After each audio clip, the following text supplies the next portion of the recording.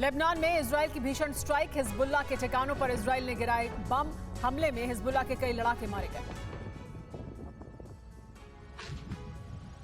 Gaza के रण में उतरी इजराइल के आर्टिलरी कॉप। अभी तक ये यूनिट गाजा की सीमा पर तैनात थी। अब तक 10,000 से ज्यादा गोले गाजा पर दागे।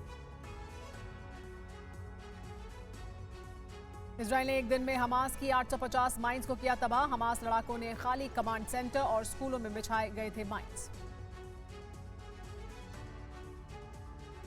इजराइल की 931वीं बटालियन का बड़ा एक्शन। सेंट्रल गाजा में हमास के ठिकानों पर किया हमला। कई जगहों पर आमने सामने की जंग जारी। हमास के 18 से ज्यादा लड़ाके मारे गए। इजरायली एयरफोर्स का हमास पर बहुत बड़ा हमला। एयरफोर्स ने दागे ताबड़तोड़ रॉकेट।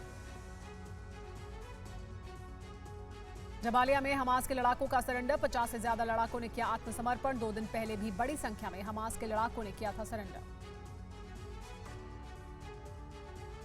इजराइल के लिए अमेरिका का बहुत बड़ा फैसला। यूएस कांग्रेस की मंजूरी के बिना इजराइल को हथियार भेजेगा। $106.5 मिलियन की गोलियां और शेल भेजे जाएंगे। अमेरिका ने यूएनएससी में सीज फायर के खिलाफ किया वीटो। अमेरिकी वीटो के चलते सीज फायर का प्रस्ताव गिरा। गाजा में सीज फायर पर अमेरिकी रुख की नेतन्याहू ने की तारीफ। अमेरिका के वीटो पर ईरान की धमकी। ईरान ने कहा अमेरिका को मिडिल ईस्ट में भारी कीमत चुकानी पड़ेगी। यूएनएससी में अमेरिका के वीटो पर बड़ा विवाद। चीन ने अमेरिका को बताया पाखंडी। कहा अमेरिका का रवैया गैर जिम्मेदाराना। रूस ने कहा मौत की सजा जैसा है यूएस का वीटो। अमेरिकी वीटो से गुस्से में इस्लामिक देश। अरब इस्लामिक देशों ने जताई नाराजगी। ब्लिंकन से गाजा युद्ध रुकवाने की मांग की गई। यूएस के वीटो पर मानवाधिकार एजेंसियों की आपत्ति। एमनेस्टी इंटरनेशनल ने जताया विरोध। गाजा में हो रही मौतों पर चिंता जताई। जबालिया में आईडीएफ की छापेमारी जारी। ऑपरेशन के दौरान कई इलाकों में हमास लड़ाके और इजरायली जवानों के बीच फायरिंग हुई। इजरायल की खुफिया रिपोर्ट में दावा गाजा में ही मौजूद है हमास नेता याह्या सिनवार। जान बचाने के लिए उत्तरी गाजा से दक्षिणी गाजा की तरफ भागा सिनवार। हिजबुल्लाह पर इजरायल की बड़ी एयर स्ट्राइक। आईडीएफ ने हिजबुल्लाह के कई ठिकानों पर गिराए बम। दक्षिणी लेबनान में हिजबुल्लाह की रॉकेट लॉन्च साइट तबाह की। वेस्ट बैंक के तुबास में इजरायली सेना के हमले। तुबास के एक घर पर की गई बमबारी। हमले के बाद दिखी आग की लपटें। वेस्ट बैंक के रमल्ला में इजरायल का ऑपरेशन। इजरायली सेना ने हमास के ठिकानों पर की फायरिंग। ऑपरेशन के दौरान आईडीएफ और हमास समर्थकों में भिड़ंत। हूती विद्रोहियों के खिलाफ अमेरिका हुआ एक्टिव। खाड़ी देशों के साथ अमेरिका की चर्चा। हूती के खिलाफ सैन्य कार्रवाई पर कर सकता है अमेरिका। हमास की दरिद्रगी का वीडियो आया सामने। हमास के लड़ाकों ने नागरिकों के साथ की मारपिटाई। मासूम लोगों से छीनी मानवीय सहायता सामग्री। खान यूनुस पर इजराइल ने किया फास्फोरस बॉम्ब से हमला। रिहायशी इलाकों पर हमले का आरोप। फिलिस्तीनी मीडिया ने जारी की फास्फोरस हमले की तस्वीर। सेंट्रल गाजा में इजराइल का भीषण हमला। हमास के ठिकानों को बनाया निशाना। हमले में कई इमारतें हुई तबाह। गाजा में इजरायली फोर्स की जबरदस्त बमबारी। एक दिन में 250 से ज्यादा ठिकानों पर हमले। जमीन, आसमान और समुद्र से किया अटैक। उत्तरी गाजा के शुजाया में आईडीएफ की छापेमारी। हमास के ठिकानों पर आईडीएफ ने मारा छापा। स्कूल में मिली सुरंग की शाफ्ट। कई हथियार भी आईडीएफ ने बरामद किए। आईडीएफ के हमले से गाजा में मौत का आंकड़ा बढ़ा। 7 अक्टूबर के बाद से अब तक 17,700 लोगों की मौत। 48,780 लोग घायल।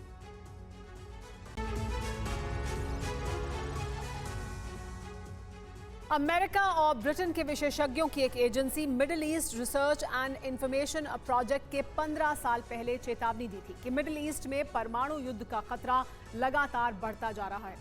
तब 1 साल पहले इजराइल ने सीरिया के परमाणु प्लांट पर हमला किया था और ईरान पर शक था कि वो एटम बम बना रहा है। अब मिडिल ईस्ट में उसी परमाणु युद्ध का खतरा सिर पर नजर आ रहा है। टाइम मैगजीन की रिपोर्ट में बताया गया है कि ईरान तेजी से परमाणु बम बनाने में जुटा हुआ है। इजराइल को शक है कि ईरान कम से कम 5 एटम बम बनाने में सक्षम है। हमास के खिलाफ इजराइल की जंग में ईरान जो तेवर दिखा रहा है उसे मिडिल ईस्ट में परमाणु संकट का पहला सिग्नल माना जा रहा है।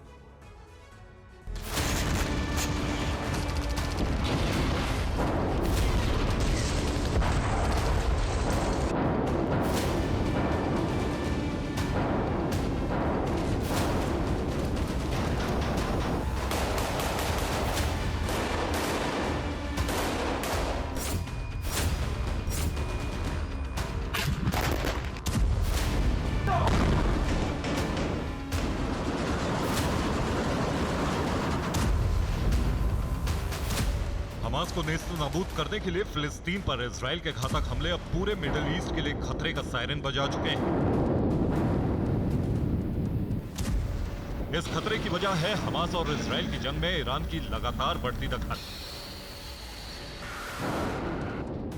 ईरान के राष्ट्रपति इब्राहिम रईसी तो खुली धमकी दे चुके हैं कि इजराइल के हमले में फिलिस्तीन की महिलाओं और बच्चों की मौत नहीं थमी तो इजराइल और उसके यहूदी राष्ट्रवादियों का समूल नाश निश्चित है।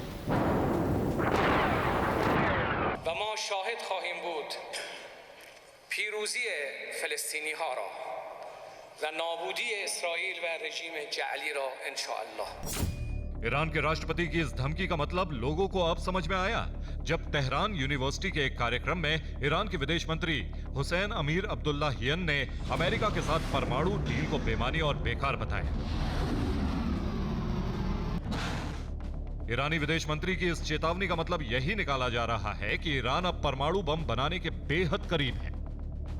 ईरान के परमाणु बम बनाने के मंसूबों की भनक इजराइल को पहले से है। इजराइल पर हमास का हमला होने से 9 दिन पहले ही इजराइल के प्रधानमंत्री बेंजामिन नेतन्याहू संयुक्त राष्ट्र महासभा में एटम बम का एक स्केच लेकर पहुंचे थे। उन्होंने लाल रंग के मार्कर से निशान लगाते हुए चेतावनी दी थी कि अगर ईरान ने यह रेड लाइन पार करके परमाणु बम बनाने की कोशिश भी की तो इजराइल सारी हदें तोड़ देगा। 28 सितंबर 2023 संयुक्त राष्ट्र मुख्यालय New York, America. From there, it's only a few months, possibly a few weeks, before they get enough enriched uranium for the first bomb. Iran के परमाणु हथियार बनाने के मंसूबों पर इजराइल और ईरान की जुबानी जंग 2 दशक पुरानी है, लेकिन इस बार परमाणु युद्ध की आशंका हवा हवाई नहीं है। इसका ताल्लुक हमास इजराइल युद्ध से भी नहीं है, बल्कि इसकी शुरुआत 6 महीने पहले उस दिन हुई जब ईरान ने पहली बार अपनी हाइपरसोनिक मिसाइल फतह का परीक्षण किया। मई में अपनी जिस हाइपरसोनिक मिसाइल का टेस्ट ईरान ने किया था उसकी खुली नुमाइश गाजा पर इजरायली हमले के बाद की गई।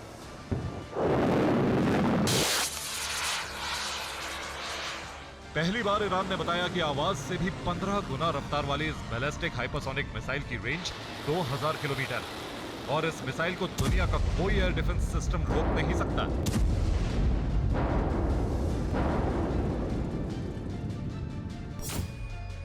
ईरान की फतह मिसाइल पर न्यूक्लियर वॉरहेड का इस्तेमाल हो सकता है या नहीं, इस पर ईरान ने कुछ नहीं कहा।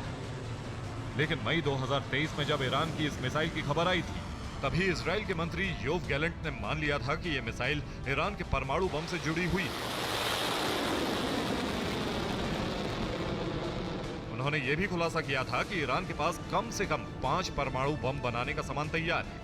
ईरान की बैलिस्टिक हाइपरसोनिक मिसाइल देखने के बाद अमेरिका के भी कान खड़े हो गए थे।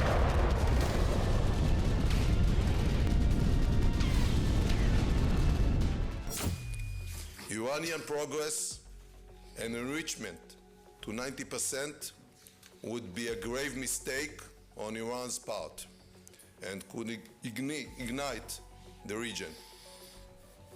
Israel will use all the means at our disposal to prevent a nuclear Iran. Despite the restrictions on Iran's missile-related activities under UN Security Council Resolution 2231, Iran continues to seek a range of missile technologies from foreign suppliers and to conduct ballistic missile tests in defiance. मध्य पूर्व के देशों में ballistic missile और drone technology के मामले में Iran सबसे ताकतवर देश है। उसके पास 3000 से अधिक बैलिस्टिक मिसाइलें मौजूद हैं, जिनकी रेंज में इजराइल के अलावा सऊदी अरब जैसे देश भी आते हैं। इन मिसाइलों का इस्तेमाल परमाणु हमले के लिए भी किया जा सकता है।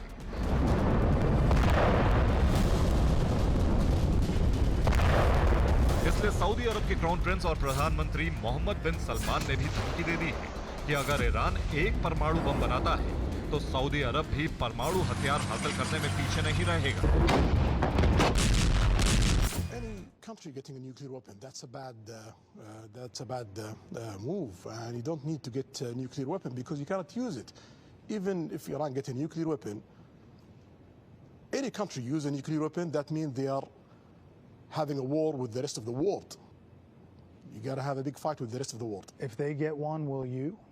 If they get one, we have to get one. Iran का परमाणु कार्यक्रम अमेरिका की मदद से 1960 के दशक में शुरू हुआ था। तब अमेरिका और ईरान दोनों का दावा था कि ईरान परमाणु बम नहीं बनाएगा, बल्कि वो न्यूक्लियर पावर प्रोजेक्ट के लिए पावर रिएक्टर बना रहा है।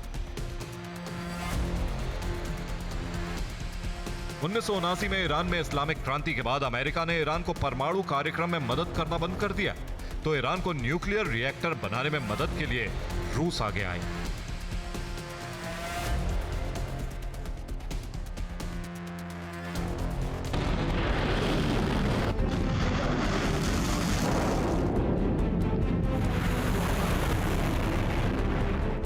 ईरान के न्यूक्लियर हथियार बनाने की भनक लगने के बाद अमेरिका ने पहले आर्थिक प्रतिबंध लगाकर उसे रोकने की कोशिश की। जब इससे बात नहीं बनी तो साल 2015 में अमेरिका समेत संयुक्त राष्ट्र सुरक्षा परिषद के 5 स्थायी सदस्य देशों ने ईरान के साथ परमाणु समझौता किया। जनवरी 2016 में लागू इस समझौते के तहत ईरान ने अपने परमाणु ठिकानों की IAEA यानी इंटरनेशनल एटॉमिक एनर्जी एजेंसी से जांच कराने की हामी भरी।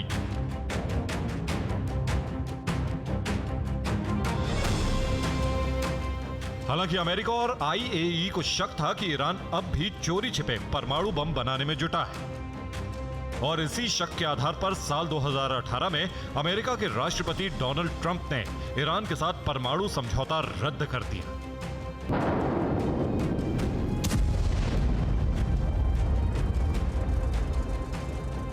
अमेरिका से डील रद्द होने के 4 साल बाद IAEA और अमेरिकी रक्षा मंत्रालय की रिपोर्ट में दावा किया गया कि ईरान अपने न्यूक्लियर रिएक्टर में यूरेनियम का 70% संवर्धन करने में सफल हो चुका है, और वो कुछ हफ्तों में परमाणु बम बनाने के लायक यूरेनियम संवर्धन करने में कामयाब हो सकता है।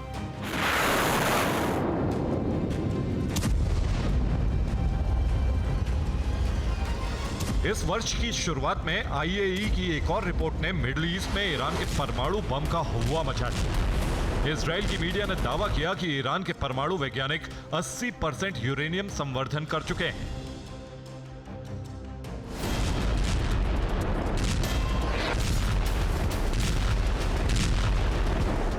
ईरान को परमाणु बम बनाने से रोकने के लिए इजराइल की खुफिया एजेंसी मोसाद ईरान के कई परमाणु वैज्ञानिकों की हत्या करवा चुकी है। इजराइल कई बार यह खुली धमकी दे चुका है कि वो ईरान के परमाणु प्लांट पर हमला करके उसे तहस नहस कर देगा। मोसाद और इजरायली वायुसेना के साझा ऑपरेशन में 1980 के दशक में इराक के न्यूक्लियर प्लांट को तबाह किया गया था, लेकिन अब खबर है कि ईरान ने इजराइल की इस चाल की काट भी ढूंढ ली।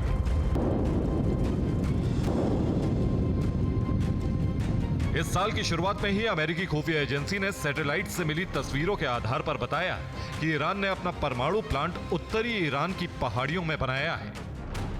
ईरान के न्यूक्लियर प्लांट अंडरग्राउंड है, जिनकी सुरक्षा इतनी मजबूत है कि अमेरिका की मिसाइलों या बंकर बस्टर बम से उसे खत्म नहीं किया जा सकता है। गाजा पर हमले के बाद अभी ईरान ने खुलकर परमाणु बम की धमकी नहीं दी।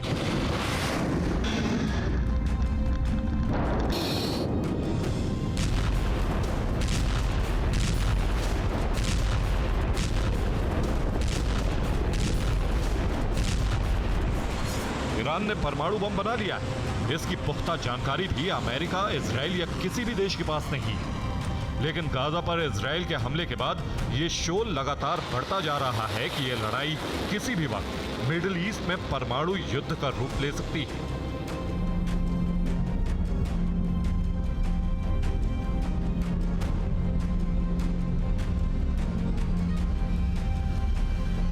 इस लड़ाई में अगर संयुक्त राष्ट्र सुरक्षा परिषद में वीटो पावर रखने वाला अमेरिका खुलकर इजराइल के साथ है, तो ईरान की पीठ पर रूस के राष्ट्रपति व्लादिमीर पुतिन और चीन के राष्ट्रपति शी जिनपिंग का हाथ है। रूस और चीन दोनों की खुली दुश्मनी अमेरिका से है, इसलिए मिडिल ईस्ट भी दुनिया की इन 3 महाशक्तियों के बीच प्रॉक्सी वॉर का मैदान बन चुका है। ईरान के पास परमाणु हथियार बनाने के लिए यूरेनियम का भंडार मौजूद है, ये तय है। लेकिन उसके पास परमाणु बम की डिजाइन है या नहीं, इसके बारे में किसी को कुछ नहीं पता। आशंका जताई जा रही है कि ईरान को रूस से परमाणु डिजाइन मिल सकता है। यूक्रेन पर रूस के हमले के बाद रूस और ईरान की दोस्ती बढ़ी है। दोनों का साझा दुश्मन अमेरिका है। जो हमास के खिलाफ जंग में खुलकर इजराइल के साथ भी खड़ा है। अमेरिका, रूस और ईरान इजराइल की दोस्ती का यही समीकरण मिडिल ईस्ट में परमाणु युद्ध का संकट कैसे बन गया है, देखिए ये रिपोर्ट।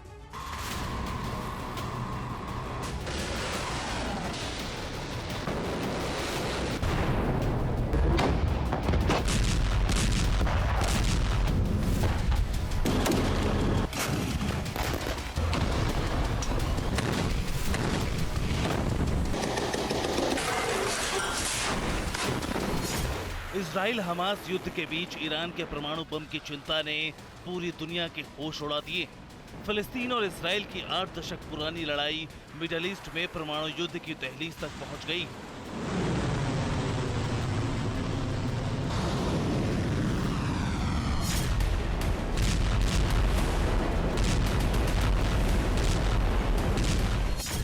इजराइल को धमकाने के लिए ईरान लगातार अपनी बैलिस्टिक मिसाइलों का परीक्षण कर रहा है, जिसे परमाणु युद्ध की तैयारी ही माना जा रहा है।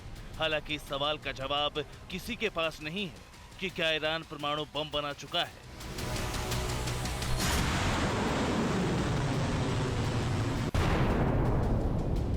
ईरान के परमाणु बम को लेकर दुविधा की वजह भी जान लीजिए। एटम बम बनाने के लिए 2 चीजों की जरूरत होती है। पहली, यूरेनियम का 90% तक संवर्धन, जिसके बारे में IAEA, अमेरिका और इजराइल तीनों मान चुके हैं कि ईरान के पास परमाणु बम बनाने लायक संवर्धित यूरेनियम का स्टॉक तैयार है। एटम बम बनाने के लिए दूसरी जरूरी चीज है वॉरहेड की डिजाइन। अब तक CIA, मोसाद या दुनिया की किसी खुफिया एजेंसी के पास ऐसी कोई रिपोर्ट नहीं है कि ईरान के पास न्यूक्लियर वॉरहेड की डिजाइन मौजूद है।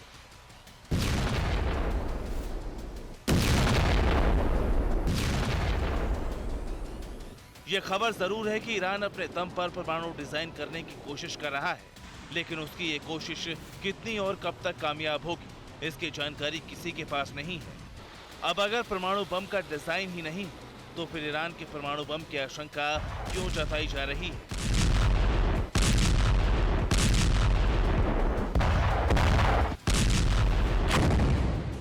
इसी सवाल के जवाब में रूस की एंट्री होती है। ये सबको मालूम है कि ईरान का न्यूक्लियर प्लांट बनाने में रूस ने मदद की है।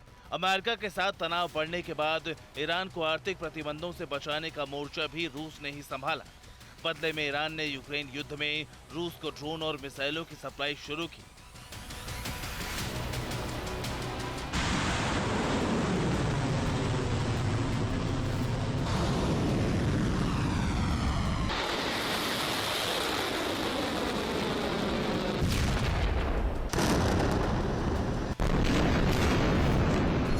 यूक्रेन में रूस ने जिस शहीद ड्रोन का इस्तेमाल किया, वो ईरान में ही बने हुए थे। पश्चिमी देशों के एक्सपर्ट्स मानते हैं कि रूस के राष्ट्रपति पुतिन और ईरान की रणनीतिक दोस्ती ही मिडिल ईस्ट में परमाणु युद्ध की वजह बन सकती है।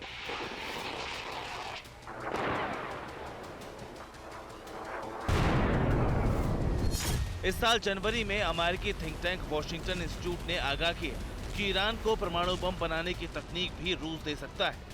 दुनिया में सबसे ज्यादा परमाणु हथियार रूस के पास ही है और उसके परमाणु हथियारों की क्षमता और डिजाइन भी बहुत आधुनिक है।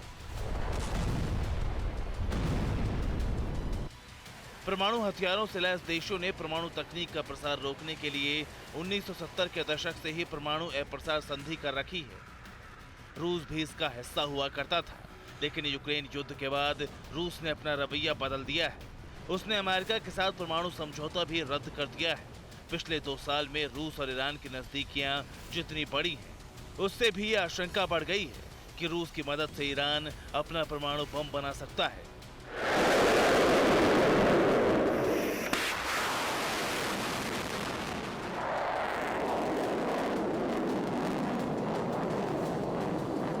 मिडिल ईस्ट में परमाणु बम का एक खतरा अगर ईरान की ओर से है, तो दूसरा खतरा इजराइल के एटम बम का भी है। गाजा पर हमले के शुरुआती दौर में ही इजराइल के एक मंत्री ने फिलिस्तीनी बस्तियों पर परमाणु बम गिराने की खुली धमकी दी थी। उस मंत्री को इजराइल के पीएम बेंजामिन नेतन्याहू ने तुरंत बर्खास्त कर दिया था। इसकी वजह ये थी कि दुनिया की नजरों में इजराइल ने घोषित तौर पर कभी नहीं माना कि उसके पास परमाणु बम है। हालांकि परमाणु हथियारों पर नजर रखने वाले एजेंसियों का मानना है कि इजराइल के पास 100 से अधिक न्यूक्लियर वॉरहेड मौजूद है।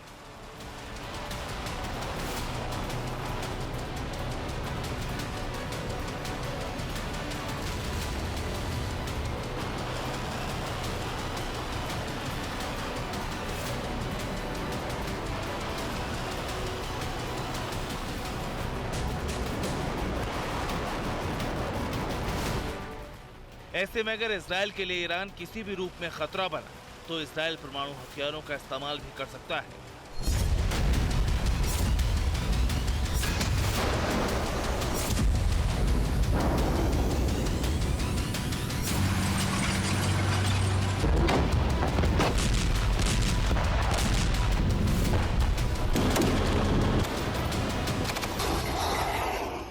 गाजा पर इजराइल के हमले के बाद चीन के एक रणनीतिक विशेषज्ञ ने भी यह आशंका जताई थी कि अगर हमास और इजराइल की जंग का दायरा बढ़ा तो परमाणु युद्ध तय है। असली संकट यही है क्योंकि इजराइल पर युद्ध विराम का दबाव बनाने के लिए संयुक्त राष्ट्र सुरक्षा परिषद में जो प्रस्ताव आया था उसे अमेरिका ने वीटो कर दिया। इजराइल को अमेरिका की खुली शह के बाद यह खतरा गंभीर हो गया है कि कहीं चीन और रूस की शह पर ईरान ने इजराइल के खिलाफ कोई कदम उठाया तो इस जंग का दायरा फैलने से कौन रोक पाएगा। Bureau report, TV9 Bharatvarsh.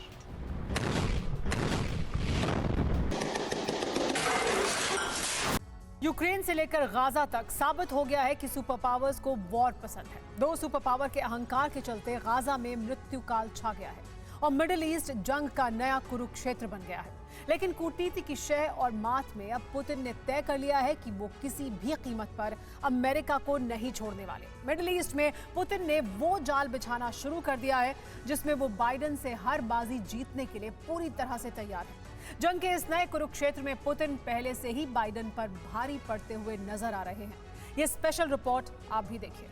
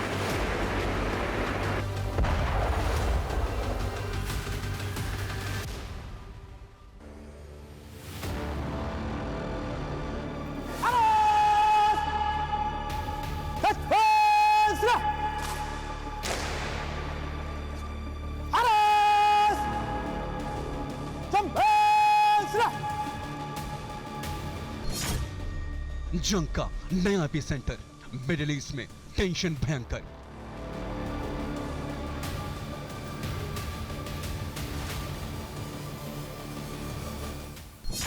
Ukraine Gaza तो सिर्फ झांकी और रूस का इंतकाम अभी बाकी।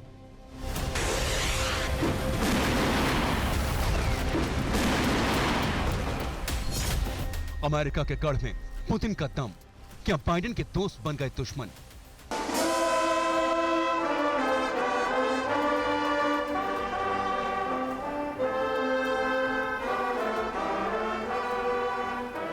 मिडिल ईस्ट में कोल्ड वॉर का साया, भीषण विनाश का डर छाया।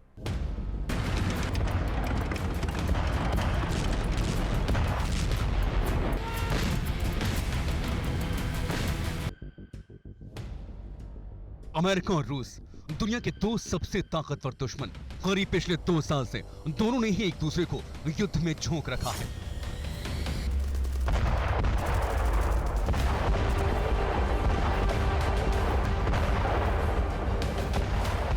पुतिन ने धमकी देकर नेटो को सबक सिखाने के लिए यूक्रेन में पूरी ताकत से हमला किया, तो बाइडेन करीब पिछले 2 साल से हथियार, गोला बारूद और पैसे देकर यूक्रेन की मदद कर रहे हैं, जंग को और भड़का रहे हैं।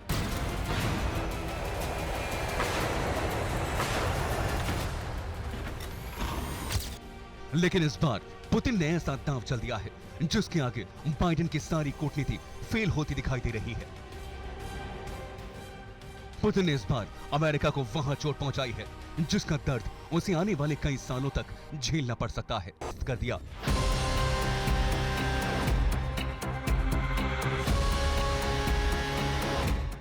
आखिर कैसे पुतिन ने मिडिल ईस्ट में अमेरिका को चौंका दिया?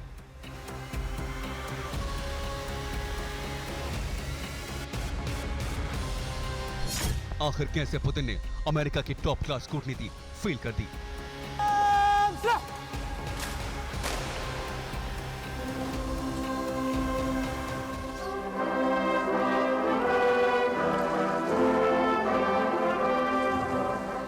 आज टीवी 9 भारतवर्ष पर आपको दुनिया की दो महाशक्तियों की सबसे बड़ी अदावत की इनसाइड स्टोरी देखने को मिलेगी।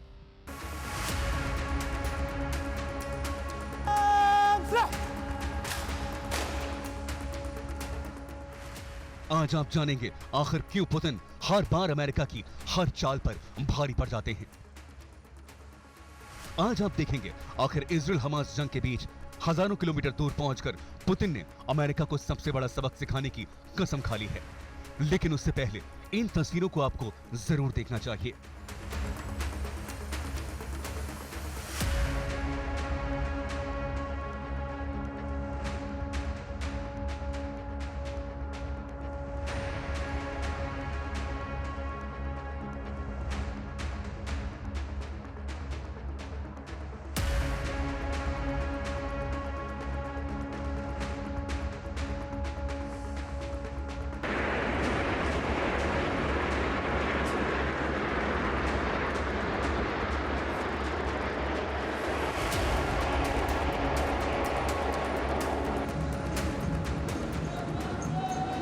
संयुक्त अरब अमीरात के इतिहास में इतना शानदार और भव्य स्वागत किसी राजनेता का नहीं हुआ जितना रूस के राष्ट्रपति व्लादिमीर पुतिन का हुआ है।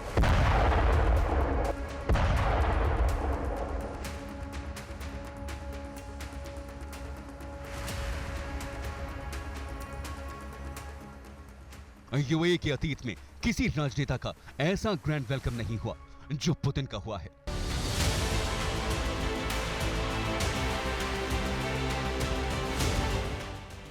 व्लादिमीर पुतिन का अबू धाबी में एक भव्य परेड के साथ स्वागत किया गया।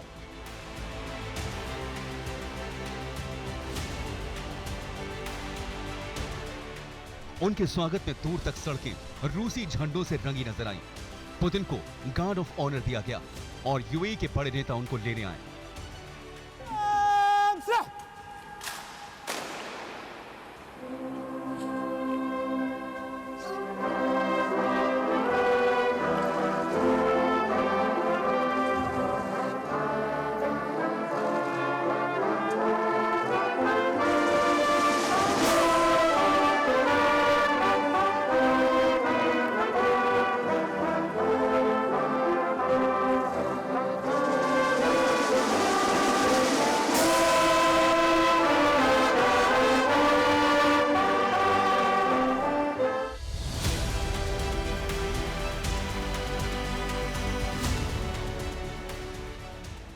एयरपोर्ट पर पुतिन का गर्मजोशी से स्वागत करते हुए यूएई के बड़े नेता पहुंचे।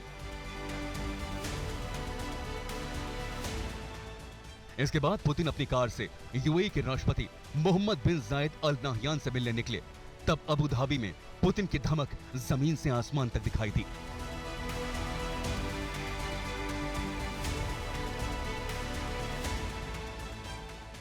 अबू धाबी की सड़कों पर पुतिन जब अपनी बम प्रूफ लिमोजीन में बैठकर निकले तो हर कोई देखता रह गया।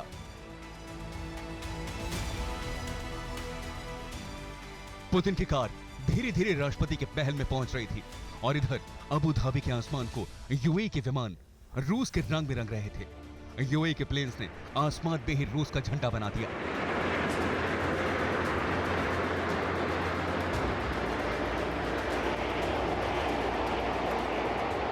तो वहीं जमीन पर पुतिन को 21 तोपों की सलामी दी जा रही थी।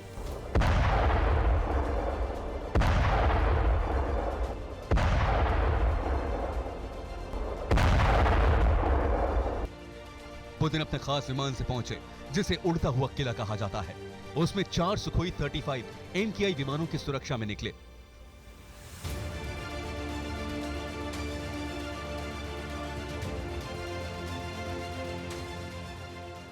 पुतिन की रक्षा में निकले 4 लड़ाकू विमानों को खतरनाक R-77 और R-73 air to air missile से लैस किया गया था। यानी मिडिल ईस्ट के जिस इलाके में अमेरिका की सबसे खतरनाक मिसाइल्स, हजारों सैनिक और एयरक्राफ्ट कैरियर तैनात हैं, वहां पर पुतिन पूरी तैयारी के साथ पहुंचे। इसके बाद यूएई के राष्ट्रपति ने पुतिन का स्वागत किया। यह पुतिन का पहला बड़ा कूटनीतिक दांव था, लेकिन इसके बाद अमेरिका को चिढ़ाने के लिए पुतिन सऊदी अरब के दौरे पर निकल गए।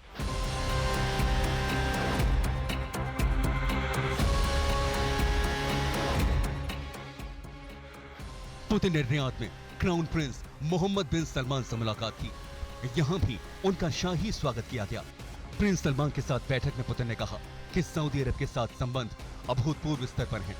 यानी पुतिन ने सऊदी अरब को रूस का बेहद करीबी दोस्त बताया। अमेरिका के करीबी माने जाने वाले इन दोनों देशों ने पुतिन का इतना भव्य स्वागत किया जिसने अमेरिका को भी टेंशन में डाल दिया होगा। अब सारी दुनिया सवाल पूछ रही है, पुतिन का इतना भव्य स्वागत करके, इतनी आवभगत करके सबसे असरदार अरब देशों यानी यूएई और सऊदी अरब ने क्या संदेश दिया, और क्या इस पूरे इलाके में कुछ बड़ा धमाका होने वाला है?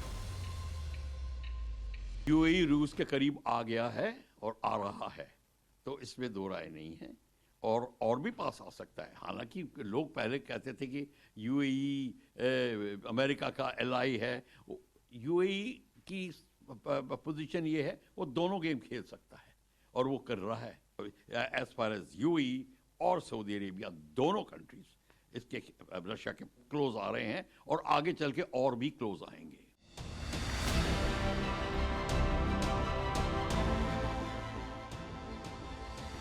लेकिन कहानी यहीं खत्म नहीं होती है।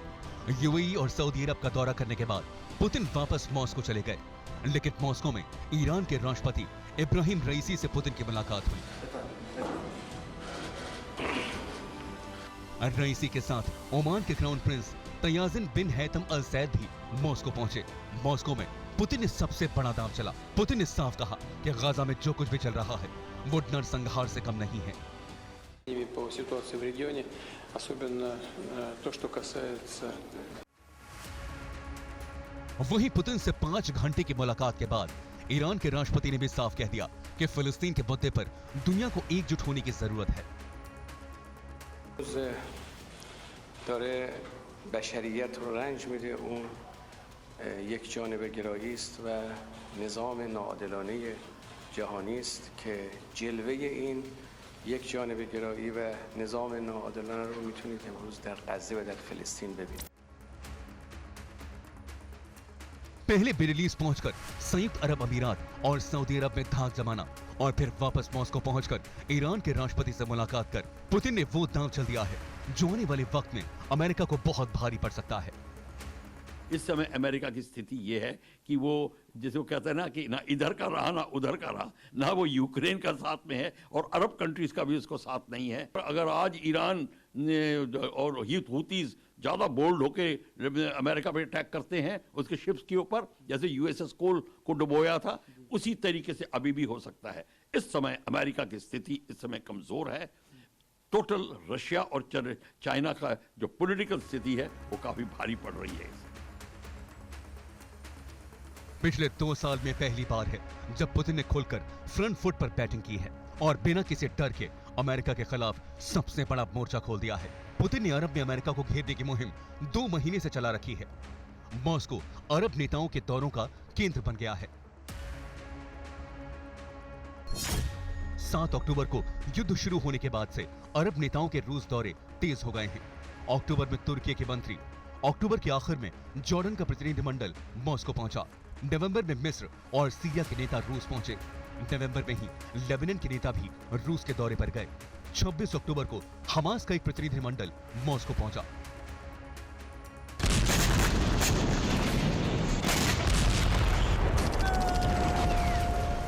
ये अमेरिका के लिए साफ संकेत है कि गाजा पर बमबारी के बाद अरब ने अमेरिका विरोधी रुख अपना लिया है।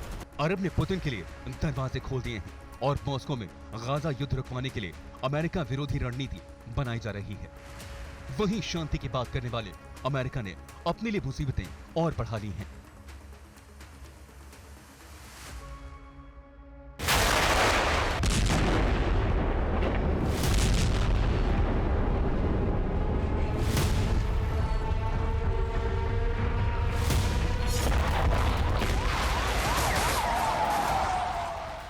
अक्टूबर को जब इजराइल हमास जंग का आगाज हुआ तब लग रहा था यह ज्यादा दिन नहीं चलेगा, मगर ऐसा नहीं हुआ। बीतते दिनों के साथ अब सीजफायर का दबाव इजराइल पर बढ़ने लगा।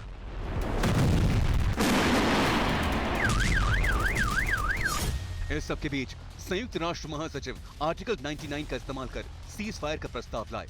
इस प्रस्ताव में गाजा में तत्काल युद्ध रोकने और सभी बंधकों की बिना शर्त तुरंत रिहाई की मांग की गई थी, मगर अमेरिका ने इस प्रस्ताव पर अड़ंगा लगा दिया, जिस कारण यह प्रस्ताव यूएन सिक्योरिटी काउंसिल में पास नहीं हो सका। अब देखिए यह प्रस्ताव कैसे गिरा। अमेरिका ने प्रस्ताव के खिलाफ वीटो लगाया। ब्रिटेन ने वोटिंग से खुद को अलग रखा। ब्राजील ने कहा सीज फायर नहीं हुआ तो भारी विनाश होगा। चीन ने अमेरिका के वीटो का विरोध किया। रूस ने भी अमेरिका के वीटो का विरोध किया। फिलिस्तीन ने कहा प्रस्ताव पास न होना विनाशकारी है।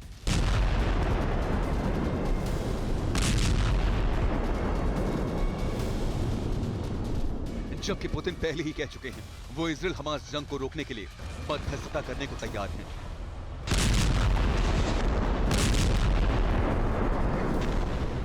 По координации со всеми конструктивно настроенными партнерами.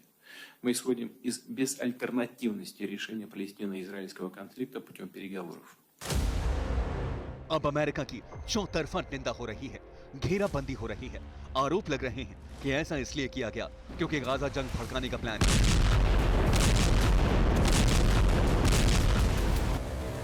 और यही काम अमेरिका ने यूक्रेन में भी किया। पहले नेटो की फौज रूस के बॉर्डर पर खड़ा करने का प्लान बना लिया, रूस को भड़काना शुरू कर दिया। और जब जंग शुरू हुई तो बाइडेन ये तर्क देने लगे कि रूस को रोकना बहुत जरूरी है।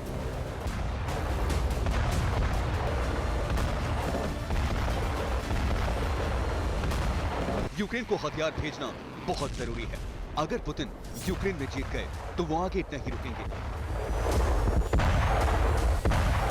If Putin takes Ukraine, he won't stop there. He attacks a NATO ally. Then we'll have something that we don't seek and that we don't have today. American troops fighting Russian troops. We can't let Putin win. एक तरफ America ने लगातार Ukraine को अरबों dollar के हथियार भेजे, अब वही काम वो इजराइल में कर रहा है। इजराइल के लिए अमेरिका ने बड़ा फैसला लिया।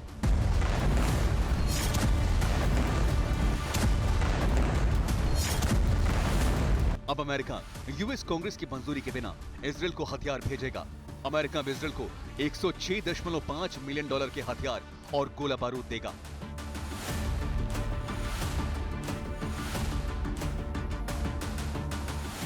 अब आपको बताते हैं कैसे अमेरिका के एक फैसले से शांति की जगह सर्वनाश होगा। साथ ही बताते हैं कैसे अमेरिका जानबूझकर सर्वनाश की बिसात बिछा रहा है। पहली वजह, सीज फायर प्रस्ताव के खिलाफ वीटो अधिकार का इस्तेमाल किया।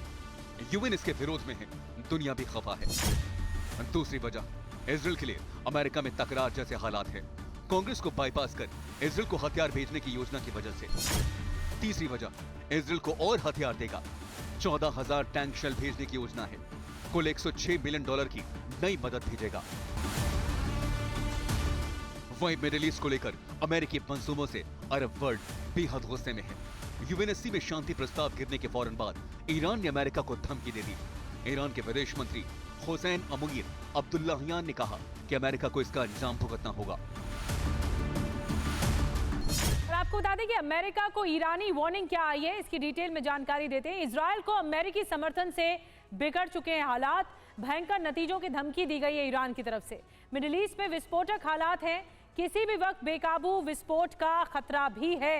ईरान विदेश मंत्री अब्दुल्लाहियान की धमकी सामने आई। यूएस ने यूएन में सीजफायर प्रस्ताव किया था वीटो। यूएनएससी के 15 में से 13 सदस्य सीजफायर के पक्ष में रहे। और ये ब्रिटिश मीडिया के हवाले से खबर है कि ईरान एक बहुत बड़ी प्लानिंग कर रहा है। जो अमेरिका के प्रति उदासीनता यूएई, सऊदी अरब और ईरान में है, उसको दोहने की उन्होंने कोशिश की है।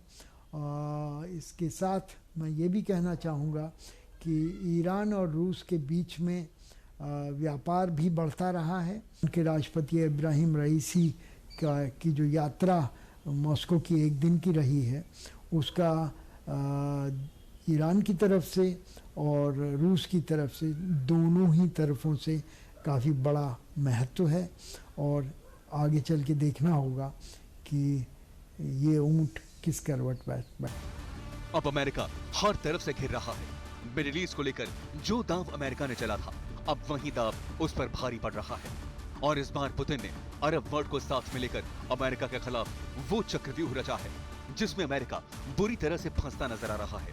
और इस बार पुतिन से पार पाना बाइडेन के लिए आसान नहीं होगा।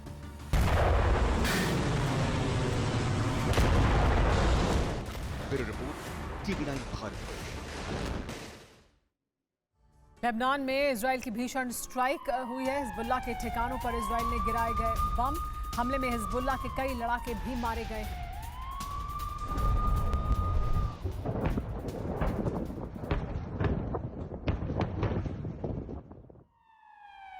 एक और बड़ी खबर गाजा से। गाजा में इजराइल का रेस्क्यू ऑपरेशन जारी है। एक हफ्ते में 60 जख्मी सैनिकों का रेस्क्यू किया गया। 24 घंटे में 5 इजरायली सैनिकों की मौत हुई है। हमास के हमलों से IDF को लगातार नुकसान हो रहा है। गाजा में इजराइल के नुकसान का आंकड़ा भी बढ़ा है।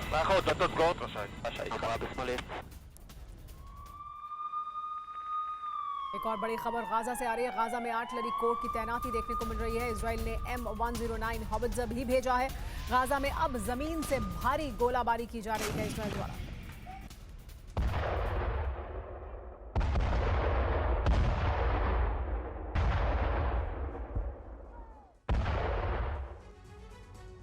और फिलहाल वक्त हो गया एक ब्रेक का। बने रहिए TV9 भारतवर्ष के साथ।